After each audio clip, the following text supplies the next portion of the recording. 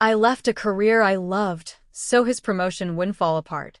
I moved across the country, away from everyone I knew, so he could impress a boss. He promised I didn't need my own money, that his salary was ours. So I built a little online business just to feel useful.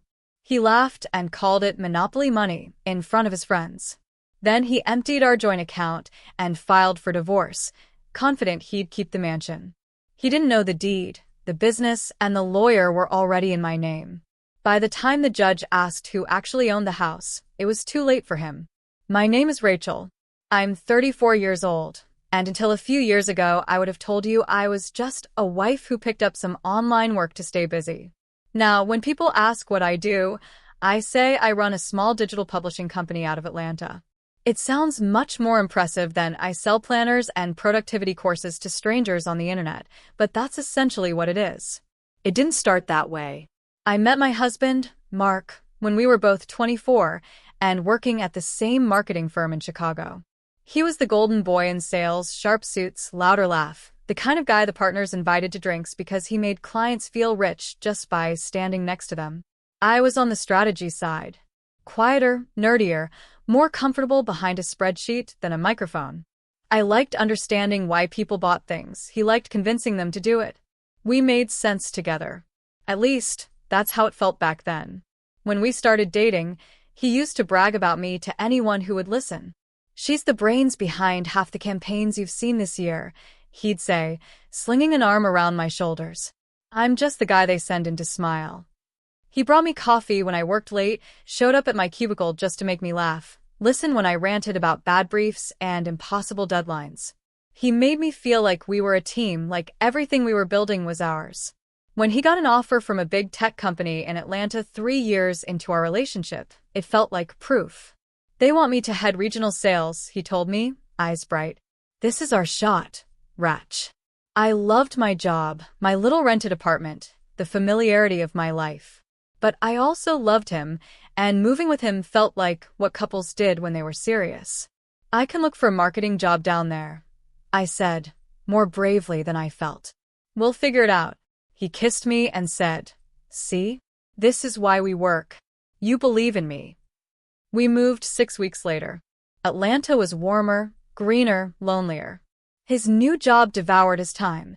He traveled constantly, sending photos from hotel bars and airport lounges while I scrolled job boards in our temporary one-bedroom.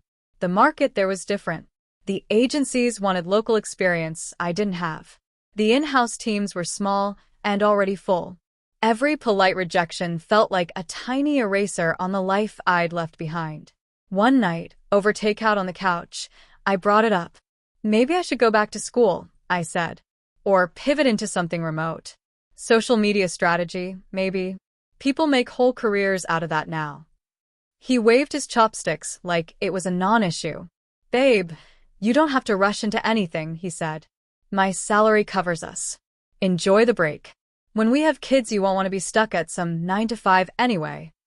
The way he said "we have kids" made my chest ache in a good way, so I let the other part slide. That subtle assumption that my career was optional, a hobby we could take or leave depending on his calendar. We got married a year later in a small ceremony in my parents' backyard. His parents flew in and gifted us a ridiculous silver champagne bucket we never used. My dad cried when he walked me down the aisle. Mark squeezed my hands so tight during the vows that my fingers tingled. "I will always take care of you," he promised into the microphone, voice catching just enough to sound sincere. I believed him. The mansion came 5 years into our marriage. By then, things had settled into a pattern. He worked 60-hour weeks chasing targets. I cobbled together freelance projects and part-time consulting, never quite finding my footing. I'd started selling digital planners on Etsy almost as a joke, a way to make a little money while I figured things out. I designed templates in Canva, wrote blog posts about organizing your life, filmed shaky overhead videos of my hands writing to-do lists. The first month, I made $32. I almost closed the store. But then someone left a review saying my planner had helped them stay on top of college deadlines while working nights. Then another person emailed asking if I'd ever thought about creating a version for new moms. Then a third asked how I kept track of my own projects and whether I'd teach a class. It lit something up in me, the part that liked understanding people, not just products. I bought a cheap microphone, recorded a workshop in our spare bedroom, and kept going. While I was building that little world, Mark was climbing his ladder. Promotions, bonuses, performance awards. His confidence grew in direct proportion to the size of his commission checks. One Sunday, after he landed an especially big client, he drove us out to a new development on the north side of the city. Tree-lined streets, gated entrances, houses with more windows than I had outfits. "What do you think?" he asked, pulling up in front of a sprawling brick place with white columns. "I think this is where TV families live," I said. He laughed, then turned serious. "I could get us in here," he said. "My numbers this year put us in the range. Imagine hosting everyone for Christmas in a house like that." I picture my parents at that long imaginary dining table, my brother playing with hypothetical nieces and nephews in the yard. I picture myself decorating a front porch that was actually ours. "What about the down payment?" I asked. "And the mortgage?" "That's a lot." He shrugged. "My bonus could cover most of the down payment. We tighten our belts a bit, but long-term? It's an investment. Houses in this neighborhood don't go down in value." He wasn't wrong. It was reckless, but not insane. And I wanted to stop feeling like we were still in temporary mode. "What about putting it in both our names?" I asked carefully, more out of instinct than any plan. "Just so we both feel rooted." "Of course," he said easily. "We're a team, remember?" At the time, my little online job was starting to make a few $100s a month. Enough to cover groceries or utilities, not enough to change the equation. The process moved faster than I expected. His company's preferred lender pre-approved us based largely on his salary. The realtor fawned over him. I tagged along to open houses, signing forms where he pointed.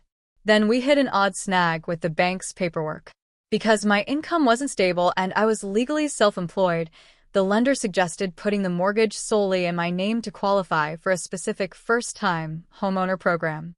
My credit score was slightly higher. My existing debt was lower. "It's just on paper," the broker said in our kitchen, pointing at a screen. "You're married, so it's all joint anyway." Mark frowned, then smoothed it over. "As long as it doesn't cause issues later," he said. "I don't want any weird tax implications." "It won't," the broker assured him. "This is actually better for you both."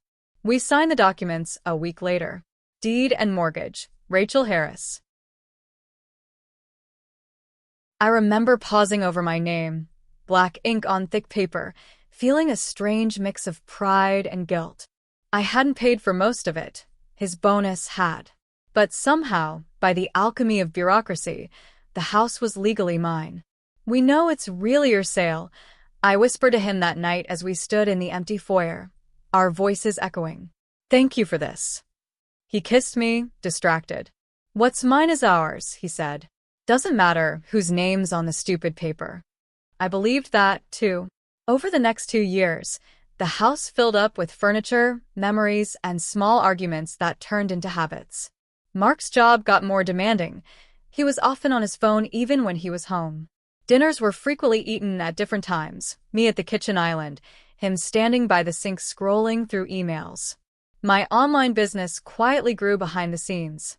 The planners evolved into full digital courses, then membership communities. I learned about SEO at 2 in the morning, filmed lessons under a ring light while he watched sports downstairs. Money started trickling in more steadily. $1,000 one month, $3,000 the next.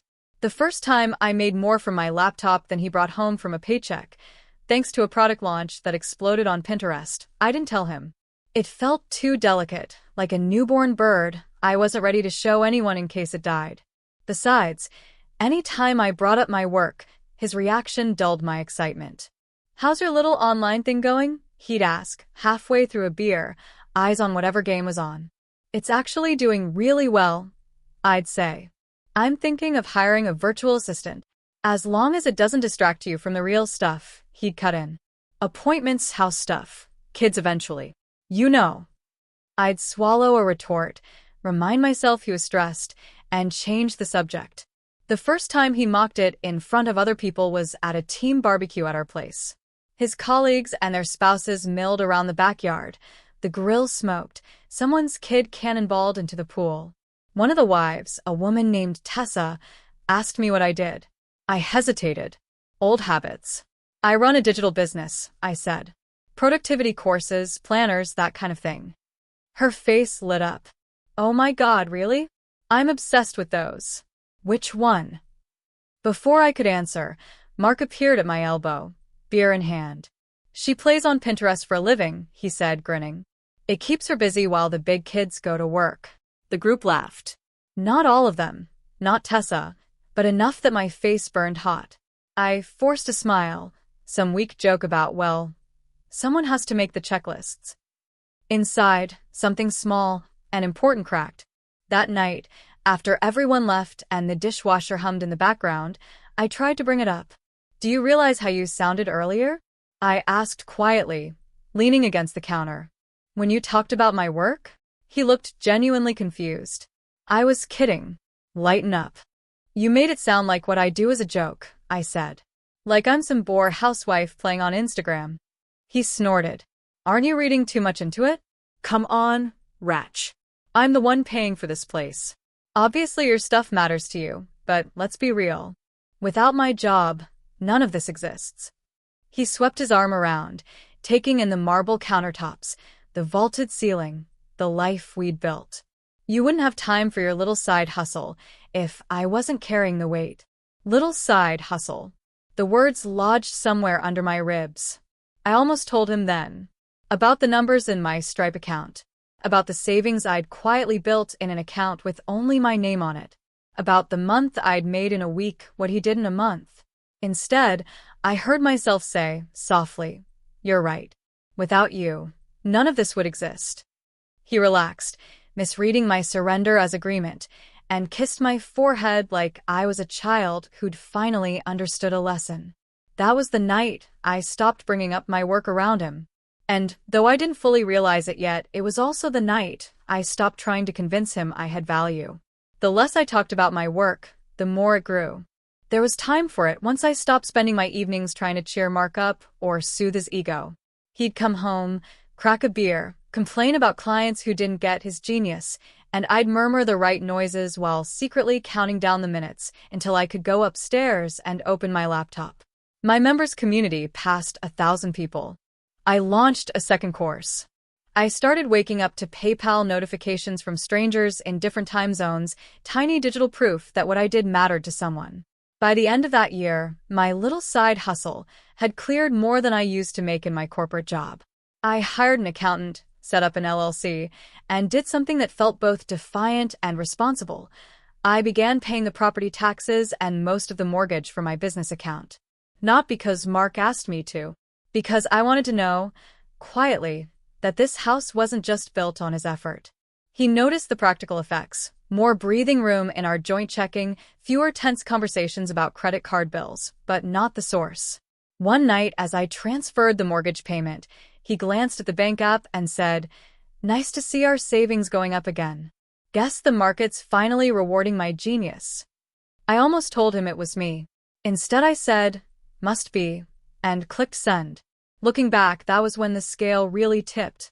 I was contributing more, emotionally and financially, than he was, but to him, the story never changed. He was the provider. I was the woman lucky enough to be provided for. When the pandemic hit, his company panicked. Travel froze. Conferences evaporated. Sales targets stayed high, but the pipeline shrank to a trickle. Overnight, his swagger thinned. He started working from home at the kitchen table, laptop open, tie loosened, pacing during calls. I listened from the hallway as he promised numbers he couldn't possibly deliver, voice climbing in that brittle way I recognized from anxious patients trying to convince themselves they weren't sick. My business, on the other hand, did the opposite. Suddenly, everyone wanted to get organized, to finally build systems, to take online courses from their couches. Sign UPS doubled, then tripled. I hired 2 more assistants. I upgraded my microphone. In a strange, guilty way, I felt like a vulture. The world was on fire, and my sales were on fire too. I tried to share that cautiously once. "Hey," I said over breakfast, heart thumping, I think I'm going to need help with customer support soon. The course launch went really well. Mark didn't look up from his phone. That's nice, he said. Maybe you can buy us some groceries next time, huh? I already did, I replied. The last 3 trips.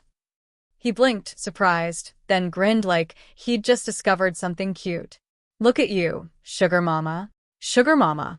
Side hustle. Little job. The words piled up, tiny paper cuts on the same spot. The real fracture came a few months later, though I didn't recognize it as the moment everything shifted until much later. We were in the living room, him with a drink, me closing my laptop after a long day. The company had just announced layoffs. He'd made it through the first round, but there were rumors of more. Maybe this is a sign, I said gently. You've been so stressed. He snorted. I want to keep the lifestyle we've built. That's what I want. You think your Etsy money's going to cover this place if I lose my job? It's not Etsy, I said, a little sharper than I intended. And you'd be surprised what it covers. He set his glass down harder than necessary. Rachel, be serious, he said. You make pocket change, selling pretty PDFs. I bring in 6 figures negotiating real deals. If push comes to shove, we both know who this house depends on. He gestured around again, that same sweeping motion. Something hot flared behind my eyes. I opened my mouth to tell him the actual numbers, to tell him I'd paid the last 6 mortgage payments by myself, to tell him that my pretty PDFs had more in net profit last quarter than his salary after tax. Then I noticed the look on his face. It wasn't curiosity. It wasn't even irritation. It was contempt, thinly veiled. And I understood, on a level deeper than logic, that any number I said would be filed not under respect but under threat. If I told him what I really earned, I'd be handing him a new way to resent me. So I shut my mouth. That was the night I made 2 decisions. First, I would never again ask him to see my value. That wasn't my job. Second, I was going to quietly make sure I could stand on my own 2 feet if he ever decided I wasn't worth the wait. I opened a high-yield savings account in my own name and started funneling every extra dollar after bills into it. I met with a financial planner who worked with female business owners and asked every dumb question I could think of. I paid off the last of my student loans. While he doubled down on pretending everything was fine, I prepared for the possibility that it might not be. The possibility became reality the day I saw the hotel charge. We were sitting at the kitchen island, going through mail. An envelope from a credit card company I rarely use slid out of the stack. I frowned. Did you open a new card? I asked. He shook his head, still reading something from work. No. Why? I tore the envelope and scanned the statement. There, in black and white, a weekend at a downtown boutique hotel, dinner at a restaurant we'd never been to, followed by charges at a jewelry store. I hadn't been at that hotel. I certainly hadn't gotten any jewelry. Mark, I said, holding up the paper. What is this? He glanced over, then back to his screen too quickly. Client thing, he said. Entertaining. At a hotel? For 3 nights. He sighed. Not this again. It's not a big deal. Whose card is this? I asked, even though I knew. My name's on the statement. His jaw flexed. Mine was close to the limit, he said finally. We needed it for some expenses. I'll pay you back. Expenses like... I tapped the hotel line. Suite for 2. He snapped then, irritation flaring into anger. Why do you always have to interrogate me, he demanded, standing up so fast the stool scraped. I work my ass off and you nitpick every little thing. This is why I don't tell you anything. You blow it out of proportion. I stared at him, statement trembling slightly in my hand. You're cheating on me, I said quietly. It wasn't a question. He scoffed. Don't be dramatic. Who is she? Rachel, drop it. It wasn't denial. It wasn't reassurance. It was a command. Something in my chest went very still. Get out, I said. He blinked. What? Get out, I repeated, surprised by how calm I sounded. Go stay at whatever hotel you like. Take whatever card you want. But you're not sleeping in this house tonight. This house, he echoed, incredulous. You think you can kick me out of my own home? I looked down at the statement again, at my name on the top, then at the folder on the counter where I kept all our important documents, including the deed. I'm not arguing about ownership with a man who just used my credit to cheat on me, I said. You can leave on your own, or I can call someone to help you make that choice. Those are your options tonight. He stared at me like he'd never really seen me before. For a moment, I thought he'd call my bluff, raise his voice, throw something. He'd done none of those things before, but we were so far off the usual map that anything felt possible. Instead, he laughed. A short, disbelieving burst. Fine, he said, grabbing his keys from the hook. You want to play hardball over a stupid hotel? Remember this when you're begging me not to walk away with everything in the divorce. He slammed the door behind him. The word hung in the quiet kitchen. Divorce. I waited for the wave of panic. It didn't come. Instead, there was a strange, sharp clarity, like the moment a migraine finally breaks and the world snaps back into focus. I pulled out the folder with the deed. My name stared up at me, calm and factual. I opened my laptop and searched Best Divorce Attorneys Atlanta, high net worth women. Begging had stopped. Silence had begun. My attorney's name was Denise, and she looked like the kind of woman who had seen every version of a man like my husband. She listened without interrupting while I laid everything out. How we'd met, the move, the house, the business he mocked, the hotel charges. I gave her numbers, dates, screenshots. When I finished, my throat was dry and my hands ached from twisting the strap of my bag. She leaned back in her chair, steepling her fingers.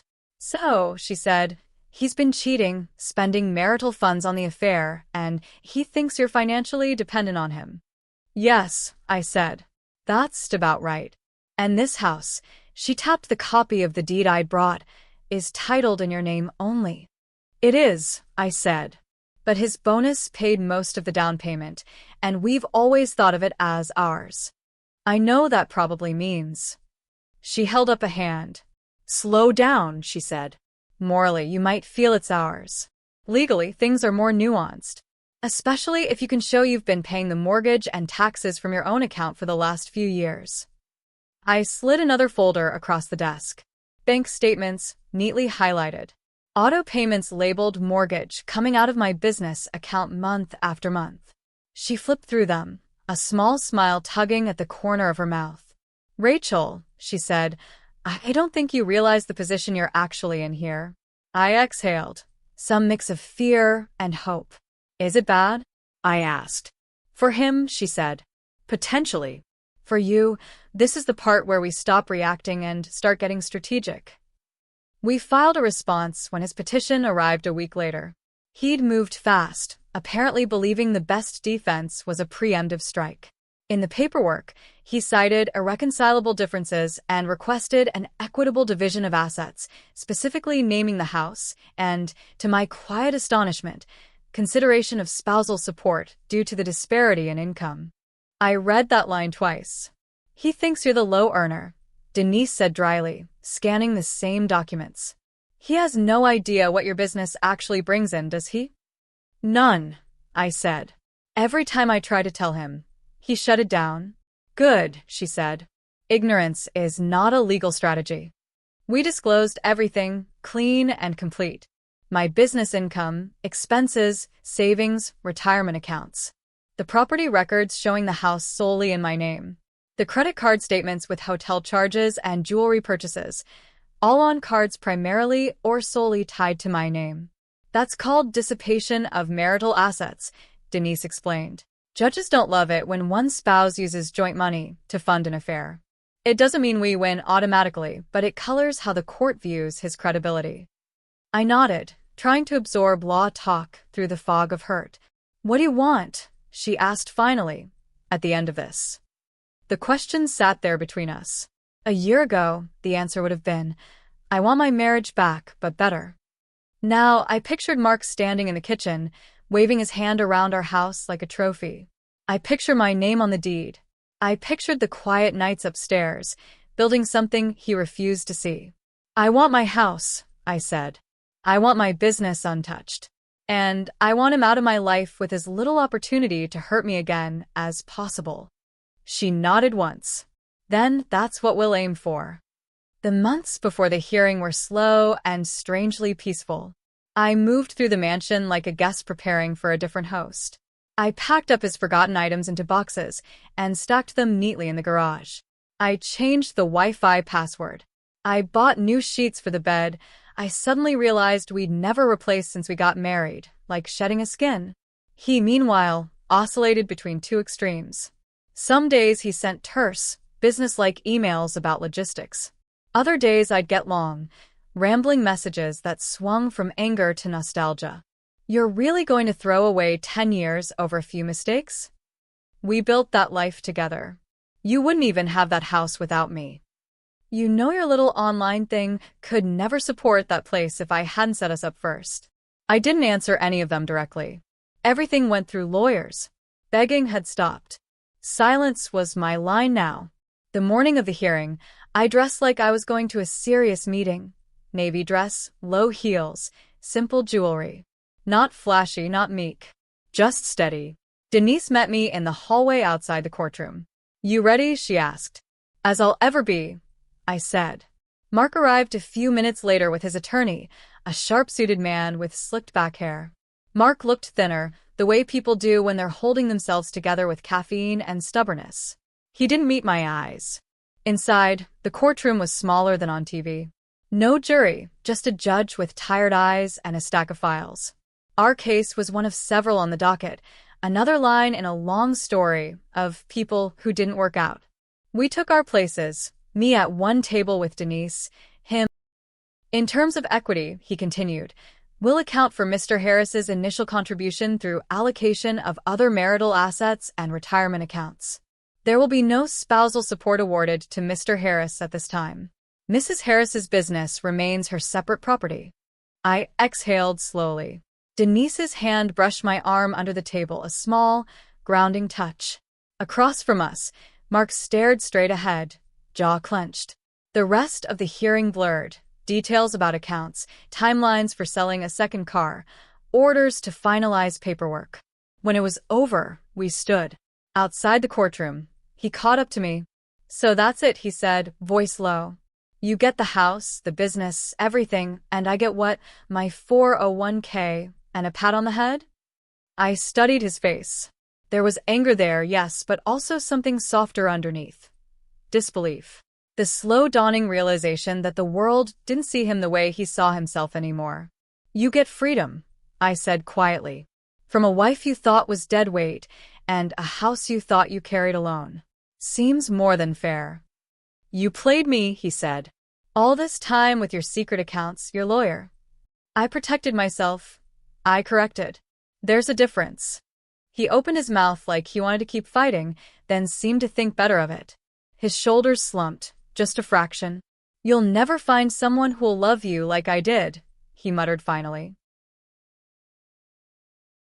I thought of hotel rooms and contemptuous jokes, of being treated like an unpaid assistant in my own life.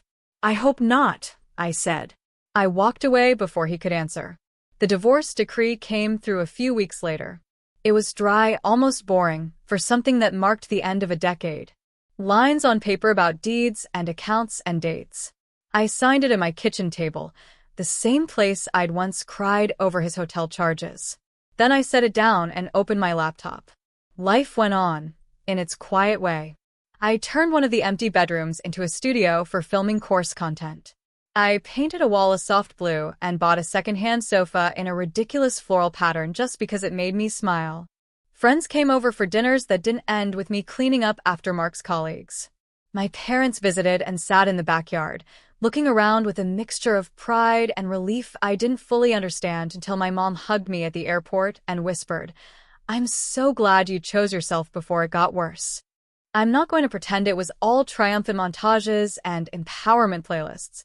There were lonely nights, moments when the bed felt too big and the house too quiet. There were flashes of grief for the version of us I'd once believed in. But under all of that was a deep, steady sense of safety I hadn't realized I'd been missing. No one in that house rolled their eyes at my work anymore. No one mocked my launches or minimized my wins. The mortgage payments came out of the same account, but now they felt like something I was doing for myself, not to prove anything to anyone. Sometimes, when I tell the story, people want the part where he ends up miserable, bankrupt, alone. I don't have that ending for you. Last I heard, he's renting a condo closer to downtown, still in sales, still chasing targets. Maybe he spins the story differently at bars. Maybe I'm the crazy ex-wife who stole his house. Maybe he genuinely believes that. It's not my job to correct him. My revenge wasn't making him suffer. It was reclaiming the parts of my life I'd quietly handed over in the name of love. My time, my work, my name on things that mattered. The mansion is just a symbol, really. An expensive, echoing reminder that you should never be a guest in a life you helped build. If there's anything I'd tell the version of me who first moved into that empty foyer, it would be this. Don't let anyone convince you that your work only counts if they understand it. Don't shrink your dreams to keep someone else comfortable. And never sign away your power, even metaphorically, to someone who laughs at the way you provide for yourself. Because one day, when everything breaks, you might find yourself in a